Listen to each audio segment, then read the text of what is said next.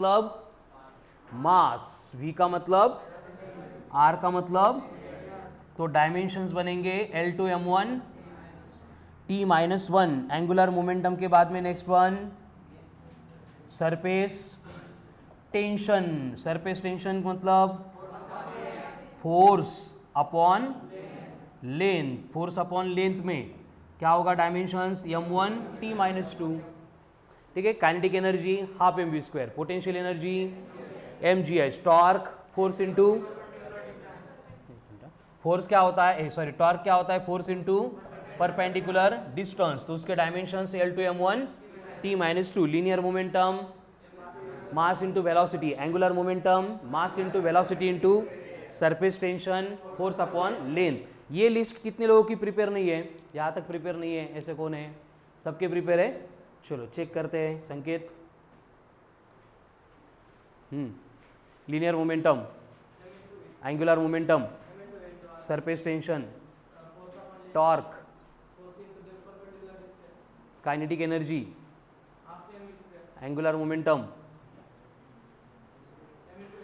Very good, sit down Bhosale. Kinetic energy, potential energy, linear momentum, angular momentum, mass into velocity into radius, very good, sit down Akolkar. Linear momentum, हाँ सब विचार, हाँ surface tension,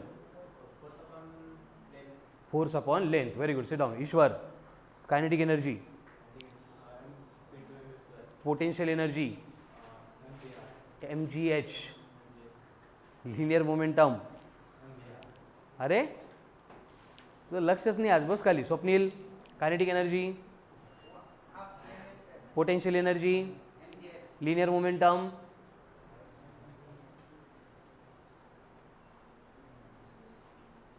मास into velocity, angular momentum mvr, very good, sit down Aniket. Linear momentum half into V, m into V, angular momentum mvr, kinetic energy, potential energy mgh, very good, sit down Nihal. Potential energy, kinetic energy, linear momentum, angular momentum, very good, sit down. Sanket असं सांगायचं नाही बेटा, तू नाही सांगितलं का Vinay, stand up. Linear momentum, angular momentum, surface tension, force upon length, very good, sit down Vaishnavi. Linear momentum, angular momentum, torque, force into perpendicular distance, very good, sit down. के लिए प्रिपेयर है नहीं के लिए प्रिपेयर। चलो तो कितने हो गए, 6 हो गए थे ना लिस्ट में, सरफेस टेंशन तक। उसके बाद में नेक्स्ट क्वांटिटी आती है, दैट इज प्रेशर ना। प्रेशर क्या था, प्रेशर मतलब फोर्स अपॉन एरिया। अब इसके डायमेंशंस क्या थे, L minus one, m1 t minus two. इसके बाद में नेक्स्ट वन आता है स्ट्रेस। स्ट्रेस इक्वल्स टू क्या था, फोर्स अपॉन एरिया। अब फिर से यहाँ पे फोर्स अपॉन एरिया क्या बनेगा, L minus one, m1 t minus two. Next one आता है डेंसिटी। डेंसिटी इक्वल्स टू क्या था, मास अपॉन वॉल्यूम। मास अपॉन वॉल्यूम में तो dimensions L minus three, m1। And last में था इम्पल्स। क्या था इम्पल्स मतलब force into time, force into time. तो इसके डायमेंशंस थे L1 m1 t minus one. ठीक है, तो ये फर्स्ट डे की 10 की लिस्ट कंप्लीट हो गई। डायमेंशंस तर सगळ्यांना कैलकुलेट करता येतात, अभी फॉर्मूला मालूम है तो चलो आगे। इसके बाद में नेक्स्ट डे की लिस्ट हमने बढ़ाई थी, जिसमें पहले आता है कैपेसिटेंस। क्या था कैपेसिटेंस मतलब चार्ज अपॉन, और इसके डायमेंशंस थे L minus two, m minus one, T4, I2। Capacitance के बाद में नेक्स्ट क्वांटिटी थी, दैट वाज रेजिस्टेंस। और ये रेजिस्टेंस मतलब क्या होता है, पोटेंशियल अपॉन करंट। तो इसके लिए dimensions L2 m1 t minus three, I minus two. Resistance के लिए I-2 है, पोटेंशियल के लिए I-1। उसके बाद में नेक्स्ट वन आती है इलेक्ट्रिक फील्ड इंटेंसिटी। अब ये इलेक्ट्रिक फील्ड इंटेंसिटी, इसका फॉर्मूला था फोर्स अपॉन चार्ज। तो फोर्स अपॉन चार्ज तो डायमेंशंस बनेंगे L1 M1 T-3 I-1। इसके बाद में नेक्स्ट क्वांटिटी आती है दैट इज इलेक्ट्रिक फ्लक्स। अब ये इलेक्ट्रिक फ्लक्स मतलब था फाई और इसका फॉर्मूला था E इंटू ए। तो इसके डायमेंशंस बनेंगे सिर्फ L2 का L3 होगा, बाकी सब कुछ सेम।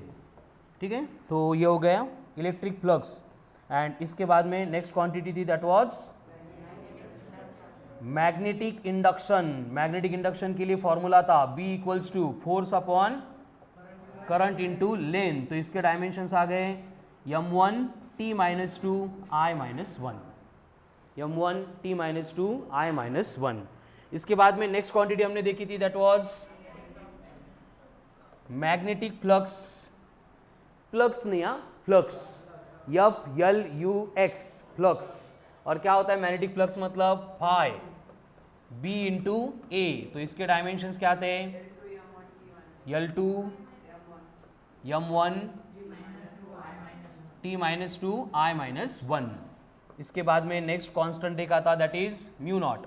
म्यू नॉट क्या था 4 pi into 10 to the power -7 weber per ampere into metre. And इसके डायमेंशंस हमने लर्न करके रखे L1 M1 T-2 I-2। Next number पे आती है इप्सिलॉन नॉट मतलब परमिटिविटी कितनी थी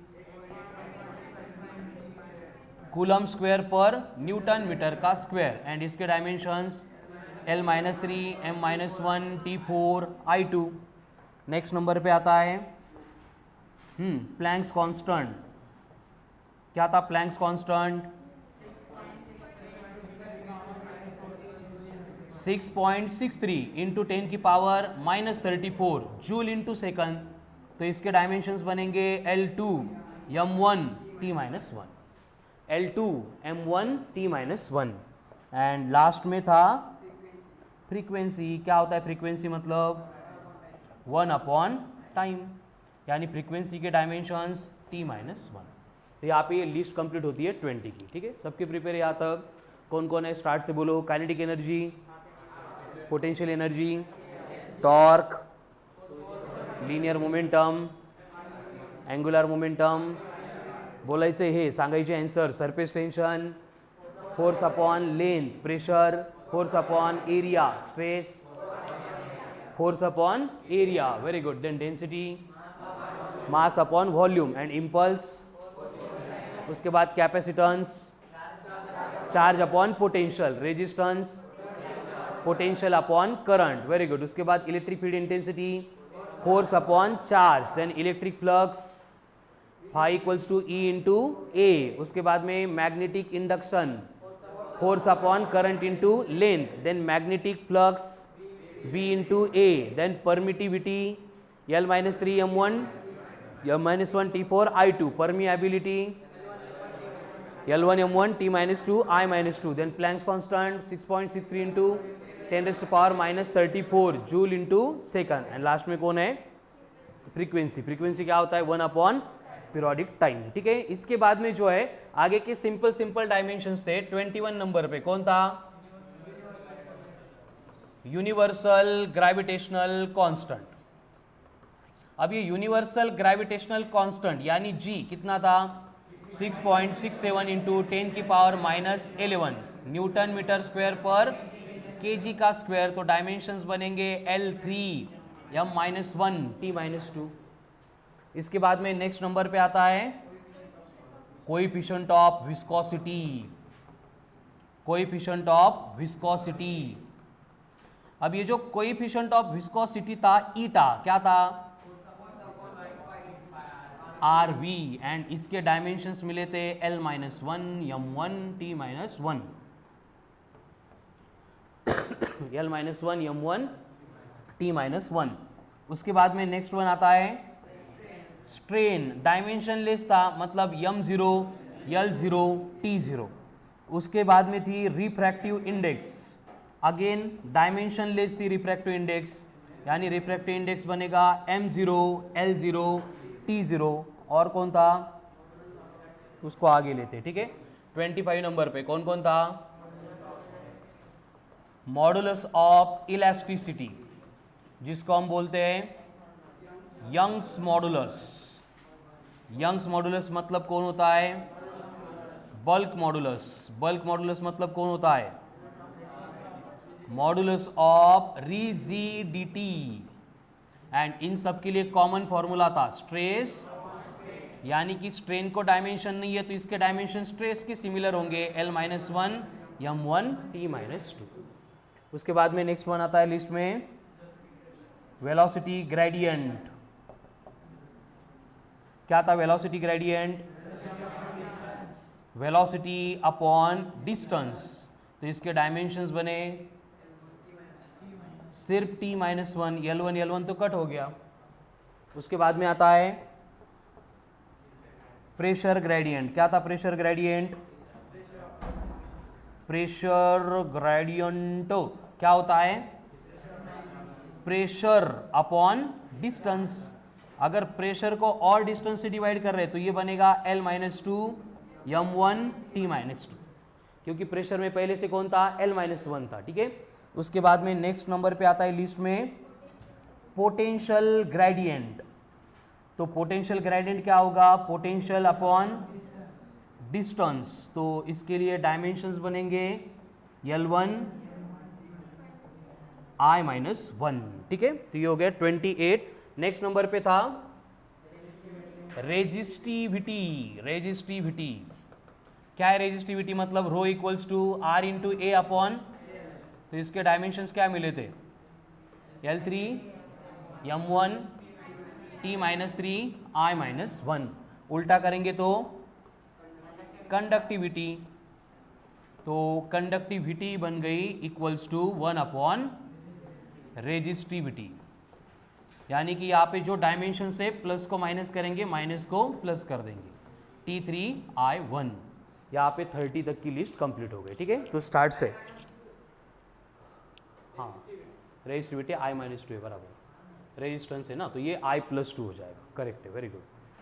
चलो स्टार्ट से पहले कौन था, काइनेटिक एनर्जी। क्या होती है kinetic energy, then potential energy, torque, force into perpendicular distance, linear momentum, angular momentum, very good, surface tension, pressure, stress, impulse, हो गए 10 की लिस्ट। आगे कैपेसिटेंस, डेंसिटी रहेगी, ठीक है, density mass upon volume.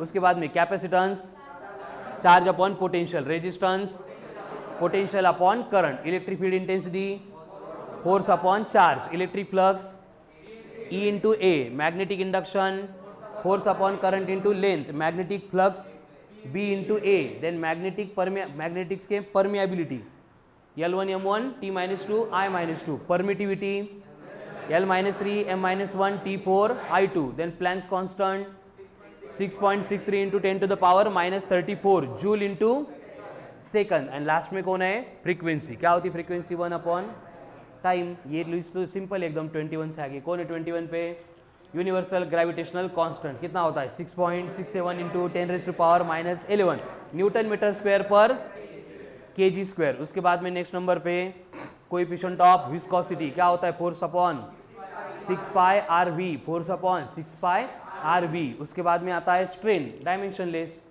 Refractive index, dimensionless. Then उसके बाद modulus of elasticity, Young's modulus, bulk modulus, modulus of rigidity, इन सब के डायमेंशन सेम होंगे, स्ट्रेस के सिमिलर, यानी कौन, L-1 m1 t-2। एंड इसके बाद में नेक्स्ट पॉइंट पे आती है velocity gradient, velocity upon distance, pressure gradient, pressure upon distance, potential gradient, potential upon distance. Last में कौन बचा अब, resistivity, rho equals to RA upon L। And उल्टा करेंगे तो कंडक्टिविटी, क्या है कंडक्टिविटी, 1 अपॉन रेजिस्टिविटी। एंड कल के लेक्चर में इस लिस्ट को हमने आगे एक्सटेंड किया था 31 के बियॉन्ड। कौन था 31 नंबर पे, एंगल, सगळे चिल्लर होते काल है ना, एंगल मतलब कौन, थीटा। क्या था formula, arc length upon radius.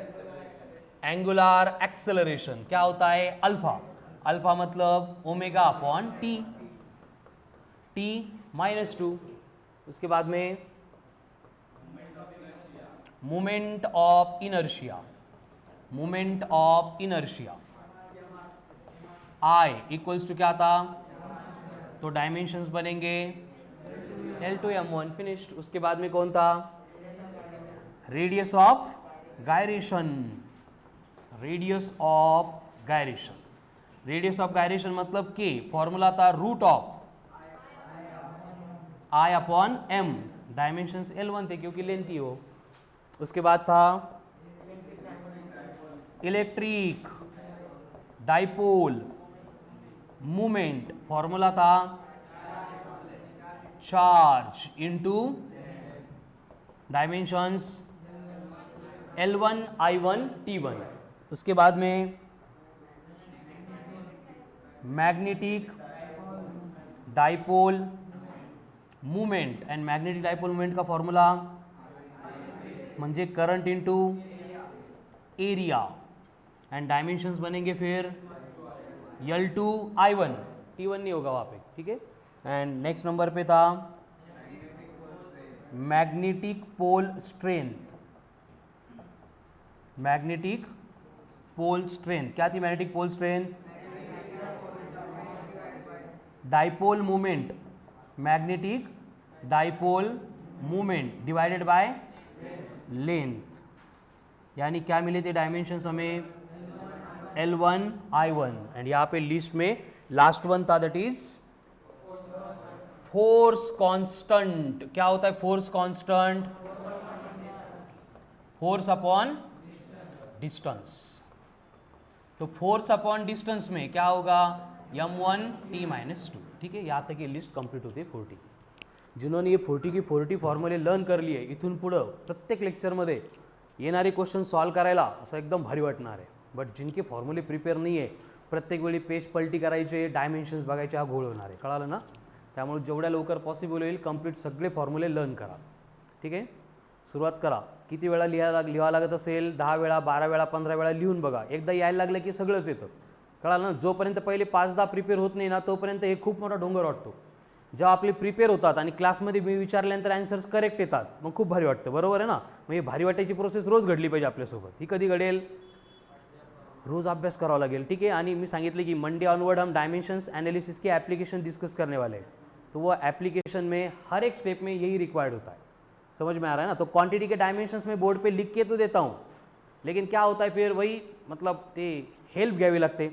समझ में आ रहा है ना? मतलब मैं जब तक डायमेंशंस नहीं लिख रहा हूँ तब तक वेट करना पड़ेगा, फिर देख देख के सॉल्व करना पड़ेगा, ठीक है। वैसे अगर नहीं करना है तो फॉर्मूले लर्न करो, एंड अगर नहीं लर्न हो रहे तो अभी मैंने आज पूरे 40 की 40 फॉर्मूले एंड उसके डायमेंशंस यहाँ पे लिस्ट वाइज लिख के दिए, एंड आज हमारी लिस्ट में और 10 ऐड हो जाएंगे, बस यहाँ पे कंप्लीट होते हैं। याच्या पुढे मी सांगितलं तरी पण नवीन फॉर्म्युले लर्न करू नका, कळालं ना? ये 50 अगर कर लिए, 50 के साथ साथ पहले 10 कौन है? एरिया वाले, वो कितने हो गए? 60 हो गए। उसके बाद में फंडामेंटल क्वांटिटी कितने हो गए? 67। यहाँ पे हमारा फिजिक्स का 2 साल का पूरा सिलेबस कंप्लीट होता है, ठीक है ना? पूरे सिलेबस में हम इतने बेसिक फॉर्मूले डिस्कस करने वाले। अब इनके वेरियस फॉर्म आएंगे 5 टाइम्स 10 टाइम्स, वो अलग बात है, लेकिन डायमेंशंस के लिए हमें बस इतने फॉर्मूले रिक्वायर्ड है। एवढं झालं म्हणजे या टॉपिकचं आपलं 50% वर्क कंप्लीट होतं, ठीक है। चलो स्टार्ट से कौन कौन था? Kinetic energy half mv², potential energy, linear नहीं torque, force into perpendicular distance, linear momentum, mass into velocity, angular momentum, mass into velocity into radius. उसके बाद में surface tension, force upon length, pressure, force upon area, stress, force upon area, density, mass upon volume, impulse, force into time, complete हो गए। उसके बाद में capacitance, charge upon potential, resistance, potential upon current, electric field intensity, force upon charge, electric flux E into A, magnetic induction, force upon current into length, magnetic flux B into A. Then permeability बोलेंगे L1 M1 T-2 I-2, permit TVT बोलेंगे L-3 M-1 T4 I2। उसके बाद में Planck's constant क्या होता है 6.-34 joule into second, and last में frequency 1 upon time. हो गए 20 कंप्लीट। 21 से तो सिंपल थी सब। कौन है 21 नंबर पे? यूनिवर्सल ग्रेविटेशनल कांस्टेंट कितना होता है 6.67 इंटू 10⁻⁻11 न्यूटन मीटर स्क्वायर पर kg स्क्वायर। उसके बाद में सबसे important formula coefficient of viscosity, eta equals to force upon 6 pi RV। उसके बाद में strain dimensionless, refractive index dimensionless, then modulus of elasticity, Young's modulus, bulk modulus, modulus of rigidity, सबके लिए कॉमन फॉर्मूला स्ट्रेस अपॉन, यानी strain को dimension नहीं तो इन सबके डायमेंशंस भी स्ट्रेस के सिमिलर, L-1 M1 T-2। ये खत्म होने के बाद नेक्स्ट वन रेजिस्टिविटी क्या था, rho equals to RA upon L, and conductivity 1 upon resistivity. ठीक है 30 की लिस्ट कंप्लीट कह रहा का। हाँ ग्रेडियंट रह गए 3। ठीक है velocity gradient, velocity upon distance, pressure gradient and potential gradient, potential upon distance. हो गए 30। फिर 31 पे एंगल डायमेंशनलेस। देन उसके बाद में trigonometric ratio, sine theta, cos theta, tan theta, cot theta, sec theta, cosec theta, dimensionless. उसके बाद angular velocity, angle upon time, angular acceleration, angular velocity upon time. उसके बाद नेक्स्ट वन मोमेंटम नहीं, moment of inertia, moment of inertia क्या था mr²। उसके बाद radius of gyration k equal to √I/m। Radius of gyration के बाद में electric dipole moment, charge into length, magnetic dipole moment, current into area, magnetic pole strength, magnetic dipole moment upon length, and last में कौन था force constant, force upon distance. हो गई list complete. ठीक है तो आज जो है रिमेनिंग 10 की लिस्ट मिलने वाली है विच इज मोस्ट इंपॉर्टंट, सोपी आहे आणि इम्पॉर्टंट पण आहे. ठीक आहे तो ये अगर कंप्लीट करली आहे टेन्शनच संपलं तुमचं पहिल्या टॉपिकचं. ठीक आहे ना पहिला टॉपिक एकदम कॉन्फिडेंटली करायचा आहे. 100% आपल्याला सगळे क्वेश्चन सॉल्व झालेच पाहिजे. त्यासाठीची फर्स्ट कंडिशन आहे फक्त 50 फॉर्मूले तेवढे प्रिपेयर पाहिजे. कळालं. चलो नेक्स्ट वन. अभी लिस्ट को आगे बढ़ाते हैं. आज की लिस्ट में फर्स्ट फॉर्मूला आता है 41 नंबर पे, that is spring constant. Spring constant. अब ये जो स्प्रिंग कांस्टेंट होता है इसका भी फॉर्मूला फोर्स कांस्टेंट जो था उसके सिमिलर है, यानी फोर्स अपॉन डिस्टेंस. इसके डायमेंशंस आप कैलकुलेट करके बोलो. m1t-2 कैसे देखो, फोर्स के क्या होते हैं L1 m1t-2 अपॉन डिस्टेंस मतलब L1. L1 कट हो गया, क्या बचा m1t-2. ठीक है. लिस्ट में नेक्स्ट नंबर पे आता है हीट एनर्जी. अब ये जो हीट एनर्जी होती है इसके डायमेंशंस कैलकुलेट करने के लिए आप कोई भी फॉर्मूला लो, हमें डायमेंशंस एनर्जी के ही मिलते हैं. मतलब हीट एनर्जी के डायमेंशंस क्या मिलेंगे L2 m1t-2. हीट एनर्जी बोलेंगे या फिर हीट बोलेंगे, दोनों का मतलब कौन होगा हीट एनर्जी. डायमेंशंस क्या रहेंगे उसके लिए L2 m1t-2. उसके बाद लिस्ट में आता है लेटेंट हीट. कौन आता है लेटेंट हीट. एंड ये लेटेंट हीट का फॉर्मूला होता है हीट एनर्जी अपॉन मास. हीट एनर्जी अपॉन मास. तो हीट एनर्जी मतलब कौन L2 m1t-2, मास मतलब m1 कैंसल, कट हो गया, क्या बचा L2t-2. L2t-2. इसके बाद में लिस्ट में नेक्स्ट नंबर पे आता है specific heat capacity. Specific heat capacity इसको S से डिनोट करते हैं S. एंड इसका फॉर्मूला होता है heat energy upon mass into temperature. क्या है formula? Heat energy upon mass into temperature. इसके डायमेंशंस क्या होंगे बोलो?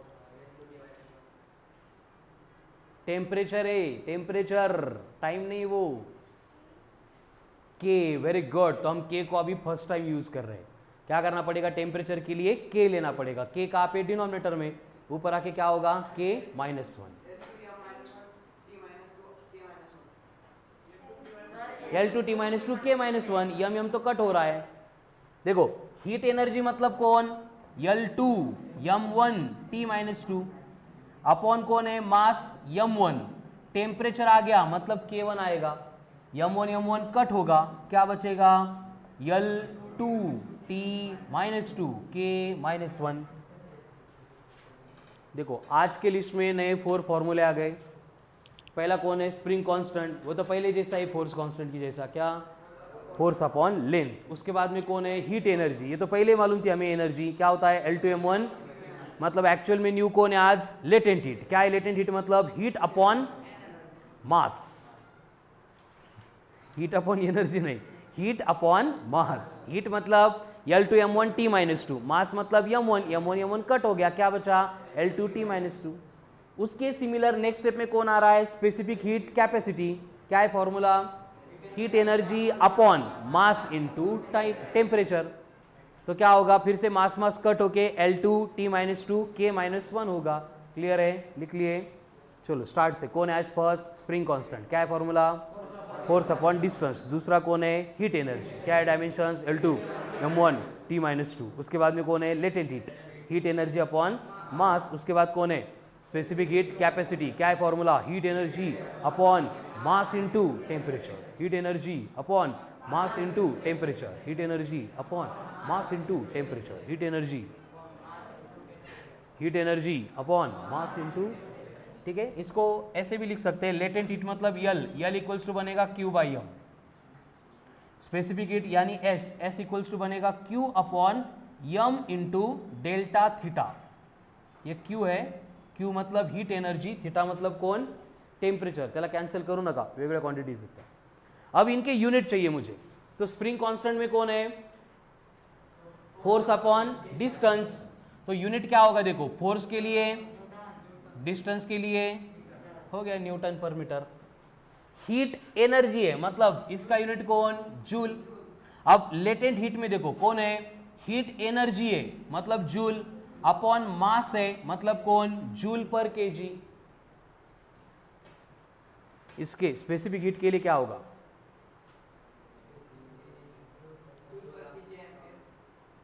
एम्पियर। तुला करंट दिसलं का डायरेक्ट? केल्विन। टेम्परेचर का यूनिट क्या था? केल्विन। तो ये बनेगा जूल पर किलोग्राम पर केल्विन। जूल पर किलोग्राम पर केल्विन हो गया। चलो अब लिस्ट को आगे बढ़ाते हैं 45 नंबर पे। यूनिवर्सल ग्रेविटेशनल झाला ना आता। गैस कांस्टेंट यानी कौन? R। ये था आपको 19th में। यूनिवर्सल गैस कांस्टेंट यानी R। R की वैल्यू होती है 8.314 जूल पर केल्विन पर मोल। क्या है वैल्यू इसकी? 8.314 जूल पर केल्विन पर मोल। या फिर अगर ये वैल्यू लर्न नहीं करनी आपको, तो आपको आइडियल गैस इक्वेशन मालूम होगा, PV इक्वल्स टू NRT मालूम है। तो यहां से भी हम निकाल सकते हैं R इक्वल्स टू क्या बनेगा? PV upon N into T। तो दोनों भी केसेस हमारे पास है। अगर ये वैल्यू कांस्टेंट याद किया तो यूनिट से एकदम सिंपल है, अगर वो याद नहीं करना है तो फॉर्मूले से भी कैलकुलेट कर सकते हैं। चलो बोलो इसके डायमेंशंस क्या होंगे? R के डायमेंशंस क्या होंगे बोलो? नो? हाँ, के म्हणजे केल्विन। केल्विन कौन असतो? टेम्परेचर। तो उसके लिए क्या लेंगे? के ही रखेंगे। मोल को मोल ही रखेंगे। उसके लिए सिंबल बनाया था कि हमने नहीं, इसके लिए मोल को मोल रखेंगे।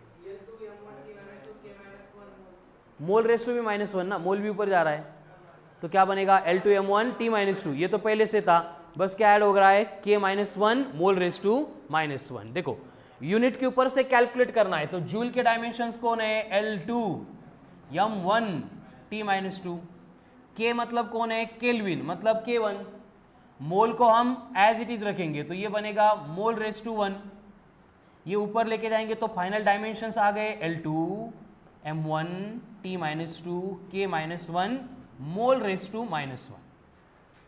ठीक है, तो फॉर्मूले से करना है या फिर वैल्यू यही करना है, ये सोपा है।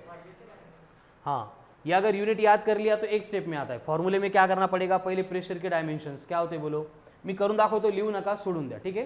फॉर्मूले के ऊपर से अगर निकालना होता तो हम क्या करते हैं, प्रेशर के dimensions L-1m1 T-2 into volume है, वॉल्यूम के डायमेंशंस L3, n मतलब नंबर ऑफ मोल्स मतलब मोल रेस टू 1, T मतलब टेम्परेचर यानी K रेस टू 1, फिर यहाँ पे L बेस से में पावर के एडिशन करेंगे 3 - 1, तो ये बनेगा L2m1 T-2, K ऊपर आ गया तो -1, मोल ऊपर गया तो -1 हो गया। ठीक है, दोनों मेथड है, कोणती सोपी वाटते एकच फॉलो करा, ऊपर की वैल्यू प्रिपेयर करेंगे। ठीक है, इसको हटा देता हूं फिर मैं। यूनिवर्सल गैस कांस्टेंट कितना होता है 8.314 जूल पर केल्विन पर मोल, परत एकदा 8.314 जूल पर केल्विन पर मोल, फिर से एक बार 8.314 जूल पर केल्विन पर मोल, 8 हो गया। ठीक है, ये कौन था यूनिवर्सल गैस कांस्टेंट। इसके बाद में लिस्ट में नेक्स्ट वन आता है बोल्ट्जमन्स कांस्टेंट। कौन सा कांस्टेंट, बोल्ट्जमन्स कांस्टेंट। इसका नोटेशन के भी होता है, के सफिक्स बी म्हणजे बोल्ट्जमन्स कांस्टेंट।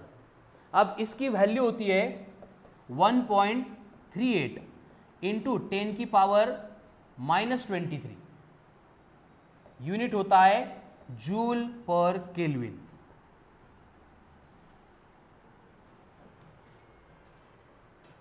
(1.38 इंटू 10⁻⁻23), ये वैल्यू है, नहीं याद होगी तो भी चलेगा, लेकिन यूनिट क्या है जूल पर केल्विन, यूनिट याद करना है। यूनिट से डायमेंशंस आ गए K-1 मतलब क्या होगा, जूल है तो डायरेक्ट L2m1 T-2, डिनोमिनेटर में केल्विन था ऊपर आके -1 हो गया, L2m1 T-2 K-1, ये हो गया डायमेंशंस फॉर बोल्ट्जमन्स कांस्टेंट। कौन सा कांस्टेंट, बोल्ट्जमन्स कांस्टेंट। अब ये बोल्ट्जमन्स कांस्टेंट कैलकुलेट करने के लिए एक फॉर्मूला भी होता है, आप नहीं लर्न करेंगे छोड़ दो, फिर सिर्फ बोलता हूं मैं, KB इक्वल्स टू होता है R/Na। क्या होता है फॉर्मूला, R/Na। R मतलब ये गैस कांस्टेंट, Na मतलब व्हेरी गुड, एवोगैड्रोस नंबर ऐकलाय का, number of moles given weight upon molecular weight.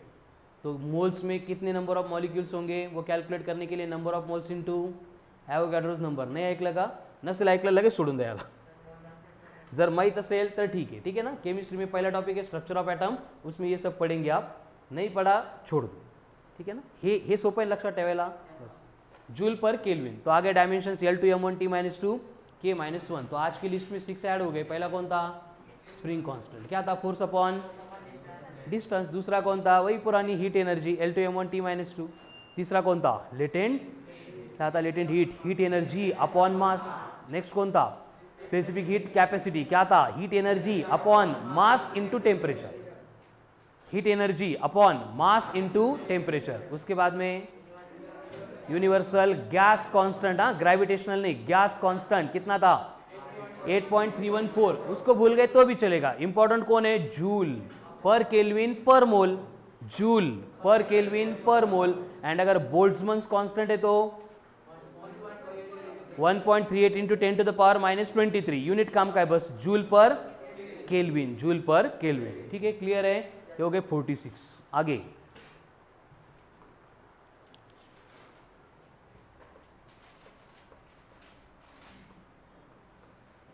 Stephen's constant. कौन सा constant? Stefan's constant. Stefan's constant को हम सिग्मा से डिनोट करते हैं और स्टीफन्स कांस्टेंट की वैल्यू होती है 5.67 इंटू 10 की पावर -8। यूनिट होता है इसका जो हमें काम का है वैट पर metre square kelvin raise to 4। हमें सिर्फ यूनिट चाहिए, वैल्यू आप नहीं प्रिपेयर करेंगे कोई फरक नहीं पडेगा, कळालं ना? व्हॅल्यू मला नाही सांगितली काही अडचण नाही, बट सिर्फ यूनिट प्रिपेयर नहीं होता है, इसलिए वैल्यू के साथ यूनिट प्रिपेयर करते हैं हम। यूनिट क्या है? वैट। वैट मतलब कौन आ गया? पावर। डिनोमिनेटर में कौन है? Metre square. मीटर स्क्वायर मतलब कौन? एरिया। केल्विन रेज टू 4 है मतलब के रेज टू 4। करो कैलकुलेट डायमेंशंस।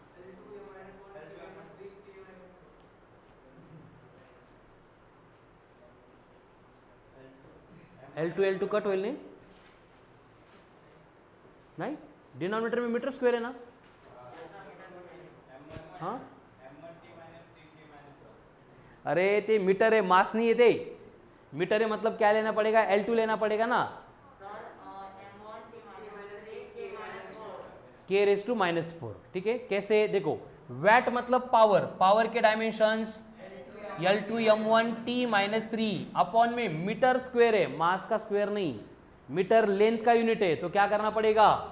लेंथ का स्क्वायर L2 लेना पड़ेगा into kelvin raise to 4। L2 तो क्या आ गए डायमेंशंस?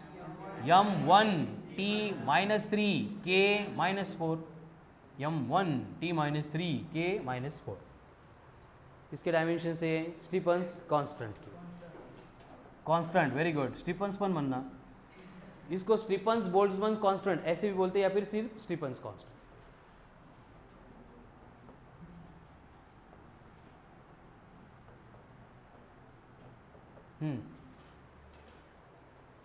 कौन है? Wien's constant. कौन सा constant? Wien's constant. Wien's constant. Wien's constant, queens नहीं, विन्स कांस्टेंट 2.898 इंटू 10 की पावर 3 मीटर केल्विन। एक मिनट, -3 मीटर केल्विन। कितना है Wien's constant? 2.898 into 10 to the power -3। फिर से ये वैल्यू भूल गए तो भी चलेगा। यूनिट कौन है? Metre kelvin. डायमेंशंस क्या आएंगे फिर? L1 K1 L1 K1 L1 K1 हो गया। तो थर्मल सेक्शन मतलब हीट टेम्परेचर रिलेटेड जो है वो इतने फॉर्मूले हमें रिक्वायर्ड होंगे। इतने भी कर लिए तो भी सफिशिएंट नहीं, मोर देन सफिशिएंट है, मुझे लेस सफिशिएंट है। ठीक है, ये सब अगर प्रिपेयर किए तो। लेकिन कंडिशन क्या है? 50 की 50 होंगे नहीं, झाले तरी 2 5 7 8 इकडं तिकडं होतात कन्फ्युजन, बरोबर आहे। बट ट्राय करो 50 की 50 प्रिपेयर करने के लिए। 2 4 नहीं लक्षात राहिले काही फरक पडत नाही, ठीक है ना? वो अपन ॲडजस्ट कर लेंगे, फक्त असं नको व्हायला काहीच आठवत नाही म्हणून, ठीक है ना? अब 48 इतने इंपॉर्टेंट है, हो गए, लेकिन लिस्ट 50 की हो गई तो अच्छा लगेगा, इसलिए 2 और ऐड कर देते हैं 49 नंबर पे। Relative density. रिलेटिव डेंसिटी, और रिलेटिव डेंसिटी मतलब क्या होता है? Density of body upon density of water. ये जो है एरर के क्वेश्चन सॉल्व करने के लिए भी हमें हेल्प करता है, इसलिए लिस्ट में ऐड करके दे रहा हूं। Density of body upon density of water, ये हो गए रिलेटिव डेंसिटी। डायमेंशंस बोलो क्या होंगे? L0 M0 T0, क्योंकि ऊपर भी डेंसिटी नीचे भी डेंसिटी है, तो डेंसिटी के dimensions L3 M1 L-3 upon M1 L-3 cancel हो जाएंगे, तो ये क्या बनेगा? डायमेंशंस M0 L0 T0, मतलब ये स्ट्रेन की तरह डायमेंशन लेस हो गया। एंड लास्ट वन आता है लिस्ट में, that is specific gravity. Specific gravity, अब ये स्पेसिफिक ग्रेविटी मतलब क्या होता है? Wait of body in air upon loss of weight of body in water.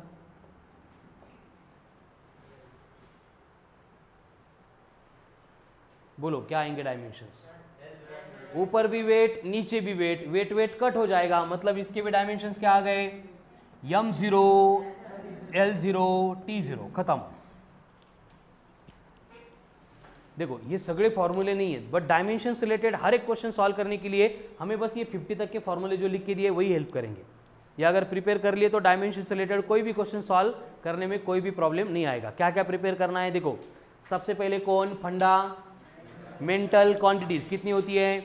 7। कौन सी? Length, mass, time, temperature, electric current, luminous intensity हो गया, ठीक है। लेंथ का unit metre, mass, time, temperature, electric current, amount of substance, luminous intensity. हर एक quantity के लिए सिंबॉलिक रिप्रेजेंटेशन हमने डिसाइड किए। लेंथ के लिए, मास के लिए, टाइम के लिए, टेम्परेचर के लिए, इलेक्ट्रिक करंट के लिए, हो गया। उसके बाद में आती है डिराइव्ड क्वांटिटीज। कितनी है डिराइव्ड क्वांटिटीज? Number of. लेकिन हमने डिसाइड किया है पहले 12 क्वांटिटीज को डायमेंशन के साथ लर्न करेंगे। कौन कौन? Area, L2 volume, L3 speed, L1 t-1 velocity, L1 t-1 acceleration, L1 t-2 force, L1 m1 t-2। Force का यूनिट न्यूटन है तो न्यूटन के डायमेंशंस L1 m1 t-2। उसके बाद में वर्क, L2 m1, वर्क का यूनिट जूल है तो जूल के भी डायमेंशंस L2 m1। उसके बाद power, L2 m1 t-3। Power के बाद चार्ज, I1 t1।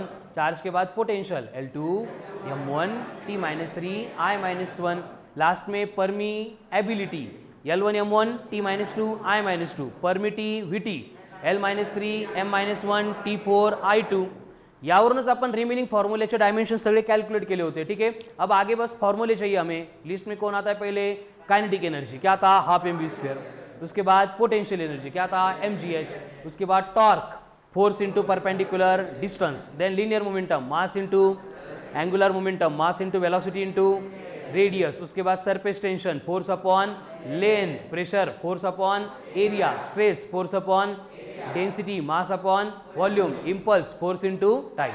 हो गई first list complete. Second day की list, capacitance, charge upon potential, resistance, potential upon current, electric field intensity, force upon charge, electric flux intensity into area, E into A, magnetic induction, force upon current into length, magnetic flux, B into A. Then permeability, permittivity, वो तो पहले learn की है, ठीक है। उसके बाद में planks constant 6.63 into 10⁻⁻34 joule into second. And last में कौन? Frequency 1 upon time. हो गए 20 कंप्लीट।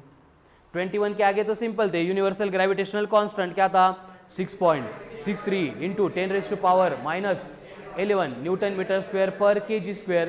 उसके बाद में इंपॉर्टेंट फॉर्मूला आता है, coefficient of viscosity, F equals to 6 pi F upon 6 pi RV, F upon 6 pi RV, F upon, ये हो गया strain dimensionless, refractive index dimensionless.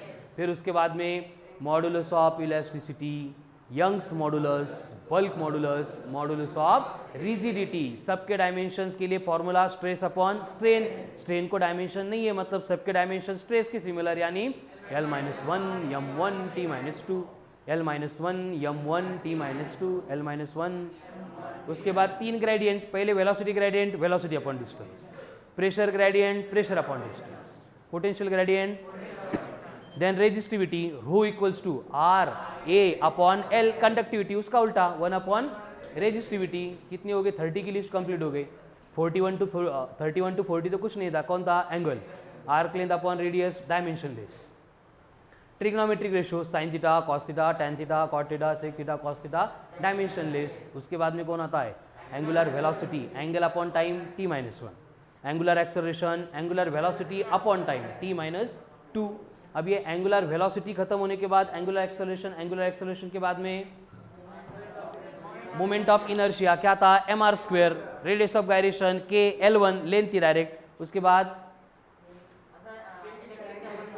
Electric dipole moment, charge into length, magnetic dipole moment, current into area, and magnetic pole strength, magnetic dipole moment upon length. And जाता जाता last में कौन लिखा था? Force constant, force upon distance. हो गया। आज की लिस्ट में पहला spring constant, force upon distance. Second one energy, L2 m1 उसके बाद में इंपॉर्टेंट शुरू होते हैं। पहले आती है latent heat energy upon mass, then specific heat capacity, heat energy upon mass into temperature, उसके बाद constant, universal gas constant 8.314 joule पर केल्विन पर मोल, उसके बाद बोल्ट्जमैन कांस्टेंट केबी 1.38 इंटू 10⁻23, 24 नहीं -23 यूनिट क्या था, जूल पर केल्विन पर मोल, नहीं फक्त जूल पर केल्विन, केबी में सिर्फ जूल पर केल्विन। उसके बाद स्टीफन्स कांस्टेंट 5.67 इंटू 10⁻⁻8 वैट पर metre square kelvin raise to 4। उसके बाद Wien's constant 2.898 into 10⁻³ metre kelvin. And last में बिना कामाचे दोन, relative density, density of body upon density of water m0 l0 t0, specific gravity, weight of body in air upon weight of body in loss of weight of body in water, उसका भी dimensions m0 l0 t0। So this is all about dimensions of fundamental quantity as well as derived quantities. पूरी 50 की list है, एक तो learn करो, नहीं तो एक 2 पेजवर सगळे लिहून घ्या, आणि जब तक लर्न नहीं हो रहे तब तक इसको साथ में रखो। मतलब कल से जो हम क्वेश्चन सॉल्व करेंगे उसको सॉल्व करने के लिए लिस्ट रिक्वायर्ड है, ठीक है। तो इसके एप्लीकेशंस हमें डिस्कस करने हैं डायमेंशंस के, तो हम कल से शुरू करते हैं, चलेगा। कल सॅटरडे, गावाकडे पळणारे गावाकडे पळू नका, कळालं ना, कारण उद्या डायमेंशंस एप्लीकेशन का फर्स्ट लेक्चर होगा, तो कल के लेक्चर में इंट्रोडक्शन होगा, उसके बेस के ऊपर हम आगे के क्वेश्चन सॉल्व करेंगे। ये 50 क्वेश्चन हो जाएगा ना, 50 फॉर्मूले। देखो कल सैटरडे या फिर संडे या फिर मंडे, ठीक है, 3 दिन देता हूं मैं आपको, मंडे तक का टाइम है। On Monday oral will be there, कळालं ना, ज्याच्यामध्ये मी तुम्हाला केबिनमध्ये बोलून इंडिव्हिज्युअली कुठला पण रॅन्डम फॉर्म्युला विचारेल, त्यावर तुम्हाला डायमेंशंस कैलकुलेट करायचे, फॉर्मूला सांगून चालणार नहीं, डायमेंशंस वहाँ पे कैलकुलेट करके देने। समझ में आ रहा है ना। आज फ्राइडे अख्खी रात्र बाकी है, सैटरडे पूर्ण दिवस पूर्ण रात्र, संडेला तर काही विषयच नहीं, इतना टाइम है आपके पास, ठीक है। तो थोड़ा सा प्रिपेयर करके आओ, टेस्ट विल बी देयर, जितना सिलेबस हो चुका है उसी के ऊपर इवनिंग के लिए।